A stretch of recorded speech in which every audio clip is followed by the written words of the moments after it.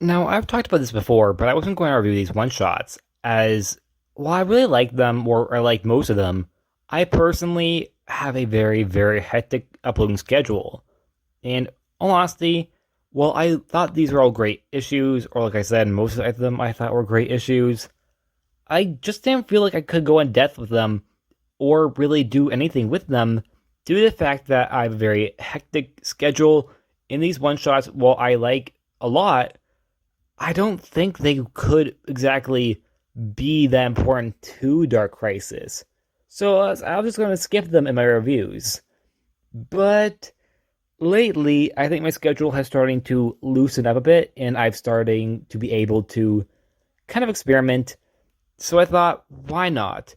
But I probably wouldn't be able to make like four different videos about these one shots. So instead, I'll just make one video talking about all four issues as, you know, and just one big review. So it's not exactly going to be as in depth as most of my Dark Crisis reviews tend to be, as like I said, it's more or less a one type video talking about all the one shots. Also, I'm very well aware the Batman one shot is not out yet. I'll probably be making a separate video about that, as I love Batman so much. I'm willing to screw up my entire schedule for him. Also, Zatanna will be getting a backup issue in that, so I'm really excited about that too.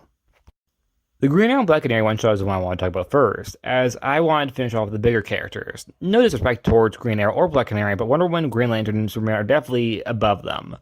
But that's not a bad thing, as Oliver and Dinah are both great characters that I generally really like. Actually, I think I love both of them, not even just like. This issue, I think, represents what a lot of people really want for these two characters. As for the longest time, I feel as if DC, and a lot of people have also felt like this, DC's been trying to wipe their whole relationship away.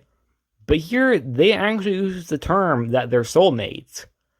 And while they did have a minor romance in Rebirth, which was definitely not as strong as it once was before Flashpoint, I thought here they really did feel like they're all selves again, even if it was different versions of themselves.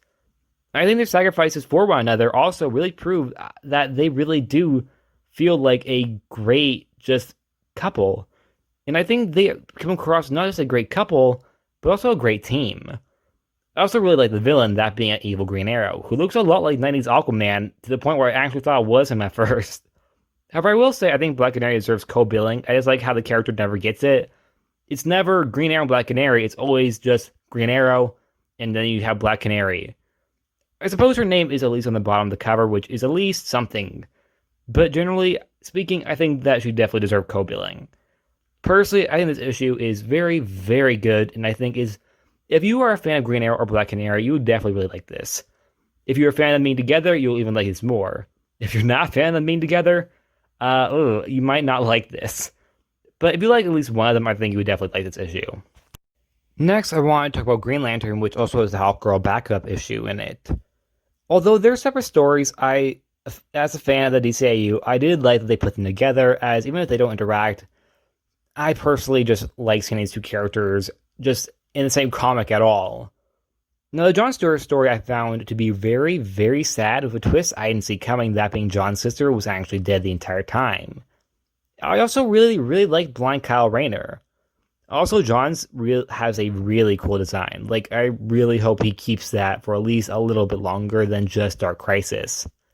However, the Hawkgirl story, on the other hand, well, it wasn't bad, it was just very basic. I think something much more interesting could be done. Instead, we just go back to her origins, which is something that has always held the character back. And while I think they try to fix it here, I don't think they really made it work. Instead, I feel just as confused as I was beforehand. Because Hawkgirl is one of the most confusing characters, like, when it comes to origins, ever. Especially in DC.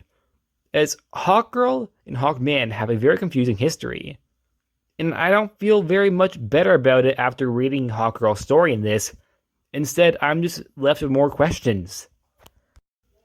Wonder Woman. I thought her story was, in my opinion, a really, really interesting deep dive into who Wonder Woman is, and how people see her differently, that being either her mother or Dr. Psycho, or really just people in general. And when the truth is, Wonder Woman is that she just wants to be a good person, even if she makes mistakes.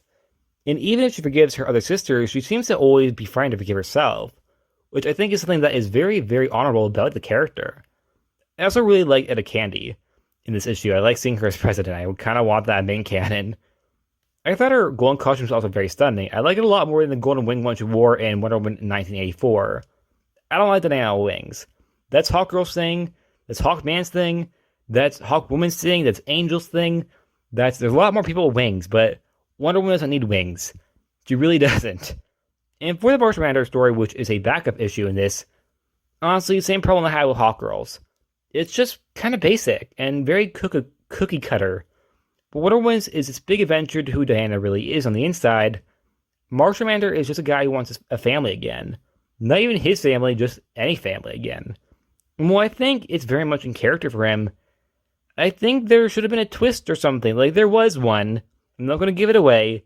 There was a twist.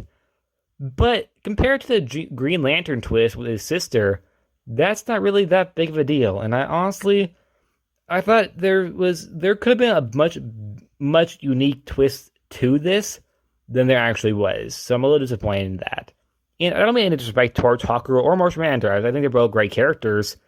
Just, I didn't think their stories really fit the characters, or like, it fitted them too well and didn't really give us a unique look on either character. Superman. I really like the premise of the story, and that is Superman making a deal with Darkseid in order to protect Earth, which I think both highlights the good and the bad of Superman as a person.